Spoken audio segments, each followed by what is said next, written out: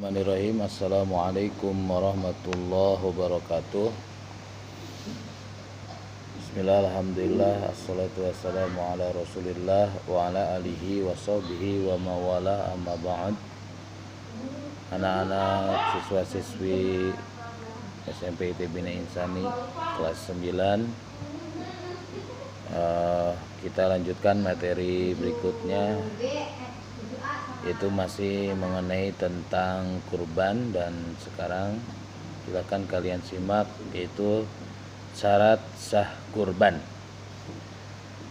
Syarat sah kurban diantaranya yang pertama adalah niat atau menyengaja berkurban. Sekali lagi, syarat sah kurban yang pertama adalah niat atau menyengaja berkurban. Niat dalam berkurban bertujuan untuk menegaskan bahwa hewan yang disembelih memang semata-mata untuk mendekatkan diri kita kepada Allah Subhanahu wa Ta'ala, bukan sekedar sembelihan biasa. Ya, jadi niatkan oleh kita bahwa kurban ini, kita melaksanakan kurban semata-mata untuk mendekatkan diri kepada Allah Subhanahu wa Ta'ala. Yang kedua, yaitu hewan kurban adalah hewan ternak berkaki 4 yang hidup di darat.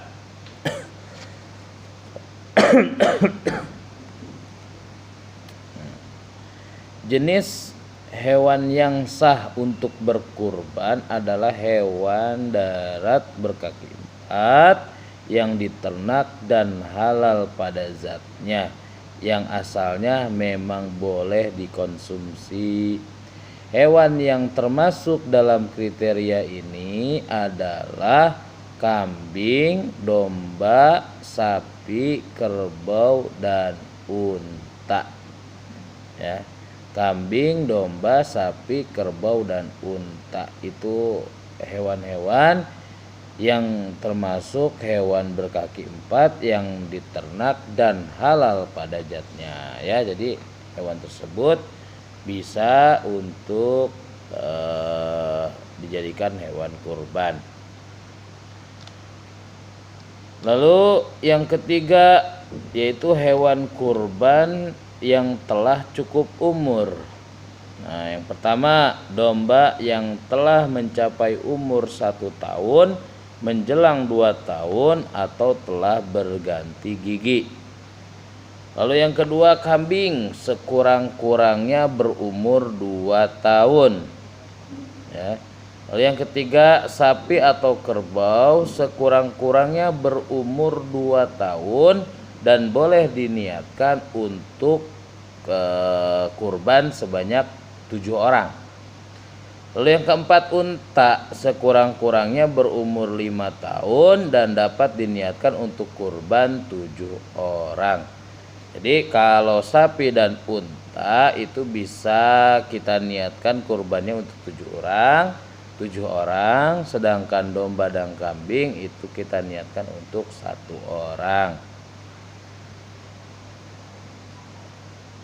Ya, adapun untuk usianya harus sudah masuk atau mencapai umur, ya, cukup umur. Kalau domba tadi mencapai umur 1 tahun menjelang 2 tahun atau telah berganti gigi. Lalu kambing, ya, sekurang-kurangnya berumur 2 tahun, jadi harus 2 tahun minimal, ya, tidak boleh kurang dari 2 tahun. Untuk sapi sekurang-kurangnya berumur 2 tahun, ya. Dan untuk unta sekurang-kurangnya berumur 5 tahun. Lalu yang syarat sah yang keempat, hewan kurban tidak cacat. Hewan yang dikurbankan tidak boleh cacat sedikit pun. Nah, diantaranya yaitu sakit mata atau buta, ya. Lalu sedang sakit, ya, lalu pincang kakinya, kakinya pincang, lalu terlalu kurus dan sangat tua sehingga seolah-olah tak berlemak atau tidak mempunyai sumsum.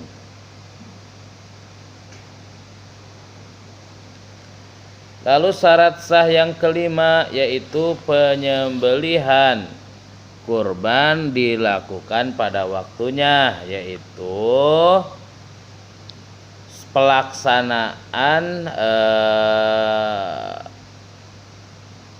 setelah pelaksanaan sholat Idul Adha pada tanggal 10 Zulhijjah. Ya. Jadi jika belum dilaksanakan sebelum sholat Idul Adha, maka tidak termasuk kepada penyembelihan kurban, ya. Jadi hanya termasuk penyembelihan biasa, ya. Selain itu, ibadah kurban boleh dilakukan pada hari-hari tasyrik, yaitu tanggal 11, 12 dan 13 Zulhijjah. Batas akhirnya pada waktu maghrib tanggal 13 Zulhijjah. Alhamdulillah. Jadi untuk penyembelihan kurban dilakukan pada tanggal 10 Zulhijjah setelah melaksanakan sholat Idul Adha, lalu juga pada tanggal 11, 12 dan 13 yang disebut dengan hari tasyrik. Batasnya sampai maghrib pada tanggal 13 Zulhijjah. Lalu berikutnya hal-hal sunnah dalam berkurban. Yang pertama, ya, jadi ada beberapa hal yang disunahkan bagi orang yang hendak berkurban. Yang pertama, tidak memotong rambut dan kuku sejak awal Zulhijjah. Lalu yang kedua, menyembelih sendiri hewan kurbannya jika mampu. Yang ketiga, memakan atau menyimpan sebagian daging kurban. Yang keempat, menyembelih kurban di tempat sholat Idul Adha. Itu hal-hal sunnah bagi orang yang akan berkurban. Lalu yang kelima, tata cara berkurban. Cara menyembelih hewan kurban dalam keadaan normal dapat dilakukan dengan cara nahar atau zab. Seperti telah dibahas pada bab sebelumnya mengenai penyembelihan hewan sesuai syariat Islam. Tata cara menyembelih hewan kurban dengan cara jab pada sapi atau kerbau adalah sebagai berikut. Yang pertama, menyiapkan lubang penampung darah. Ya, jadi tata cara kurban yang pertama, menyiapkan lubang penampung darah. Lalu yang kedua, menajamkan alat sembelih. Yang ketiga, menghadapkan leher hewan yang akan disembelih ke arah kiblat dan menempatkan lambung kirinya di bawah. Yang keempat, meletakkan leher hewan di atas lubang penampungan darah. Yang kelima, mengikat kuat kaki kiri hewan yang akan disembelih, namun membiarkan kaki kanannya agar dapat bergerak leluasa. Berikutnya, menancapkan tanduknya ke tanah dan ditekan dengan kaki atau dengkul. Lalu yang berikutnya, memasang niat untuk berkurban. Dan yang ke-8, membaca basmalah dan takbir. Bismillahi Allahu Akbar, begitu ya. Lalu yang ke-9, membaca takbir dan tahmid. Allahu Akbar, Allahu Akbar, Allahu Akbar, walillahil hamd. Lalu berikutnya membaca sholawat atas Nabi Muhammad sallallahu alaihi wasallam. Allahumma salli ala Sayyidina Muhammad wa ala ali Sayyidina Muhammad. Lalu membaca doa menyembelih hewan kurban. Doanya yaitu Allahumma hadhihi minka wa ilaika fataqabbal minni ya karim. Ya Allah, hewan ini adalah nikmat darimu dan dengan ini aku mendekatkan diri kepadamu. Karenanya ya Allah yang maha pemurah, terimalah upaya pendekatanku. Berikutnya menyembelih 4 bagian leher hewan kurban, yaitu tenggorokan, hulkum, kerongkongan, mari, dan 2 urat leher yang ada di kanan dan kirinya, wajadain. Berikutnya menyembelih dengan cepat 1 kali gerakan tanpa mengangkat alat potong. Lalu berikutnya memastikan darah memancar dari leher hewan kurban. Berikutnya memastikan hewan kurban mati karena disembelih bukan sebab lain. Dan yang terakhir memutuskan leher hewan dan mengulitinya setelah dipastikan mati. Jadi jangan dulu di kuliti ya, kulitnya kalau belum benar-benar mati, ataupun jangan dulu dipotong lehernya kalau belum benar-benar mati. Kalau sudah mati baru lehernya dipotong atau diputusin gitu ya.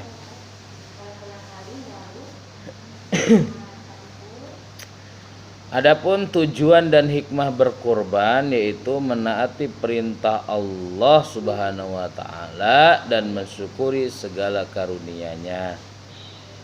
Yang kedua, meraih ketakwaan kepada Allah Subhanahu wa taala. Yang ketiga, mengikuti sunnah Rasulullah dan ajaran Nabi Ibrahim alaihissalam. Yang keempat, membiasakan sikap tanggung jawab atas apa yang dikaruniakan oleh Allah Subhanahu wa taala. Harta dan benda adalah karunia Allah Subhanahu wa taala. Yang kelima, membiasakan diri untuk rela berkorban dan peduli kepada orang yang kekurangan, terutama fakir dan miskin. Yang keenam, menjalin hubungan kasih sayang sesama manusia, karena daging kurban boleh dikonsumsi oleh siapa saja, baik saudara, tetangga, termasuk orang kaya, agar mereka juga mau berkurban. Yang berikutnya, menjalin hubungan persaudaraan sesama manusia ya.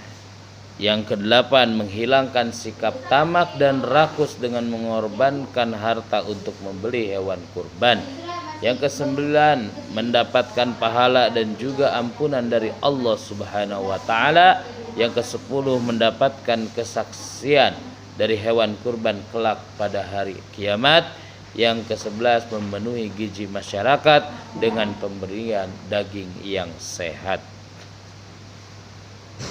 Berikutnya yaitu adalah akikah. Sejarah Islam mencatat bahwa Nabi Muhammad sallallahu alaihi wasallam menggelar akikah atas kelahiran kedua cucunya, yaitu Hasan dan Husain. Ketika itu Rasulullah sallallahu alaihi wasallam menyembelih masing-masing 1 domba yang bagus untuk kedua cucunya. Sunnah ini kemudian diikuti oleh para sahabat Nabi dan umat Islam sampai sekarang. Adapun pengertian dan hukum akikah. Akikah dalam bahasa Arab diambil dari kata aqiqatun, yang berarti rambut yang tumbuh di kepala bayi yang baru lahir.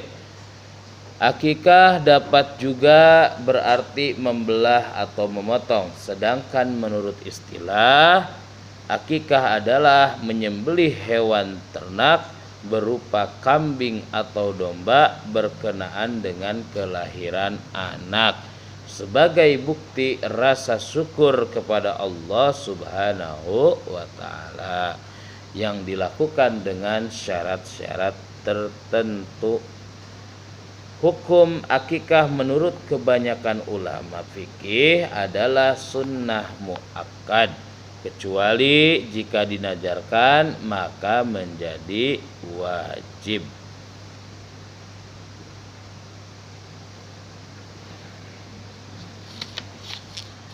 Berikutnya, ketentuan akikah. Ketentuan akikah diantaranya yang pertama, jenis dan umur hewan akikah. Para ulama menyepakati bahwa hewan yang sah dan memenuhi syarat untuk kurban juga sah untuk akikah. Umur hewan akikah juga disamakan dengan hewan yang memenuhi syarat untuk dijadikan kurban. Lalu yang kedua, jumlah hewan akikah. Kebanyakan ulama berpendapat bahwa akikah untuk kelahiran anak laki-laki adalah 2 ekor kambing, sedangkan akikah untuk anak perempuan cukup 1 ekor kambing. Hal ini berdasarkan perintah Rasulullah sallallahu alaihi wasallam. An Aisyah radhiyallahu anha qalat amarona Rasulullah sallallahu alaihi wasallam an nu'iqqa 'anil gulami bisyataini wa 'anil jariyati bisyatin, rawahu Tirmizi. Dari Aisyah radhiyallahu an berkata, Rasulullah sallallahu alaihi wasallam telah memerintahkan kami menyembelih akikah untuk laki-laki 2 ekor kambing dan untuk anak perempuan 1 ekor kambing. Pendapat lain menyatakan bahwa anak laki-laki maupun perempuan sudah cukup apabila disembelih hanya 1 ekor kambing. Hal ini berdasarkan apa yang dilakukan oleh Rasulullah sallallahu alaihi wasallam. Ibnu Abbas radhiyallahu anhuma anna Nabiy sallallahu alaihi wasallam aqqa 'anil Hasani wal Husaini kabsan. Dari Abdullah bin Abbas radhiyallahu an berkata, sesungguhnya Nabi sallallahu alaihi wasallam melaksanakan akikah untuk Hasan dan Husain masing-masing 1 ekor kambing kibas. Pemanfaatan daging akikah. Daging akikah dapat dimanfaatkan seperti daging kurban. Pemanfaatannya diutamakan bagi kaum fakir miskin, boleh juga dimakan oleh orang-orang yang berakikah kecuali pada akikah nazar yang wajib. Kemudian semua bagian hewan akikah tidak boleh diperjualbelikan termasuk kulitnya. Waktu. Dan yang keempat, waktu akikah. Pelaksanaan akikah yang paling afdol adalah pada hari ke-7, namun boleh juga dilakukan pada hari ke-14 dan hari ke-21 ya, umur bayi. Jadi setelah melahirkan, usia bayi 7 hari, lalu usia bayi 14 hari dan usia bayi 21 hari, itu waktu untuk melaksanakan akikah. Adapun hal-hal sunnah dalam akikah, yang pertama, penyembelihan hewan akikah adalah ayah dari anak yang diakikahi jika mampu menyembelihnya sendiri.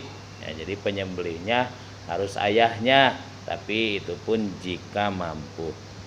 Lalu yang kedua, memberikan nama yang baik kepada anak yang diakikahi. Nah, di saat kita melaksanakan akikah, di situ juga kita memberikan nama untuk anak kita ya.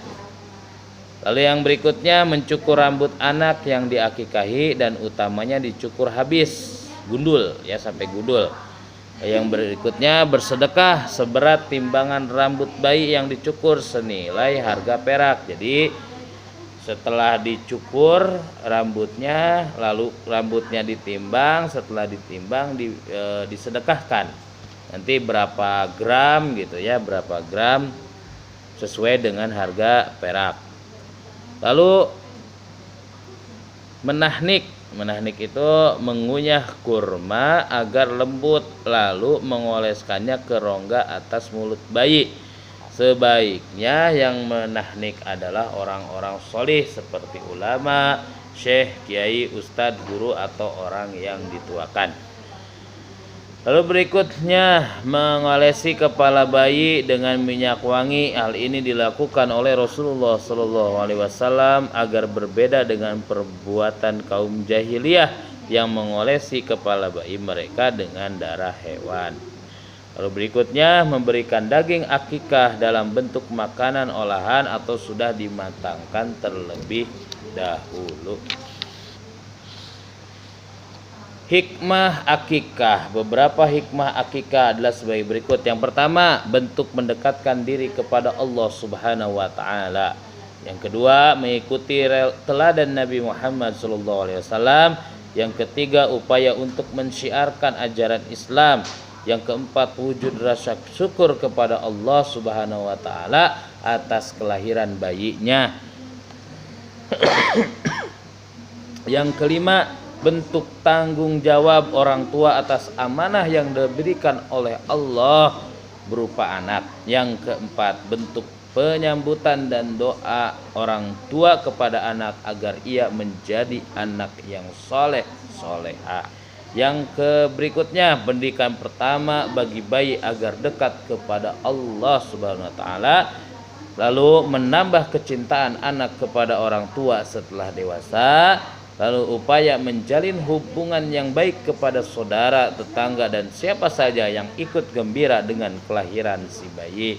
Lalu upaya untuk melindungi anak dari segala bahaya kehidupan, untuk melindungi anak dari godaan setan, tebusan anak untuk memberikan syafaat kepada kedua orang tuanya di akhirat apabila meninggal sebelum balik. Hal ini adalah pendapat Imam Ahmad bin Hambal. Lalu yang terakhir, memperkuat persaudaraan di tengah masyarakat. Nah, adapun perbedaan kurban dan akikah. Yang pertama, kurban dilaksanakan semata-mata mendekatkan diri kepada Allah Subhanahu wa taala, sedangkan akikah dilaksanakan dalam rangka tasyakuran kelahiran anak. Lalu yang kedua, pelaksanaan kurban adalah antara tanggal 10 sampai 13 Zulhijjah, sedangkan akikah dilaksanakan pada hari ke-7 atau ke-14 atau ke-21 sejak anak dilahirkan. Lalu yang ketiga, syariat kurban berlaku setiap tahun di bulan Zulhijjah, sedangkan akikah hanya berlaku sekali seumur hidup. Lalu yang keempat, jumlah hewan kurban cukup 1 ekor untuk 1 orang beserta keluarganya, sedangkan hewan akikah adalah 2 ekor untuk laki-laki dan 1 ekor untuk anak perempuan. Dan yang kelima, daging kurban dibagikan dalam keadaan mentah, sedangkan akikah disunahkan untuk dibagikan dalam keadaan matang atau masak. Mungkin itu saja yang dapat Bapak sampaikan. Untuk minggu depan kita akan melaksanakan penilaian tengah semester ganjil atau penilaian tengah semester 1. Untuk kisi-kisinya ya pokoknya kalian hafalkan saja bab 1 tentang penyembelihan hewan dan bab 2 tentang kurban dan akikah. Kurang lebihnya Bapak mohon maaf. Wabillahi taufiq wal hidayah. Assalamualaikum warahmatullahi wabarakatuh.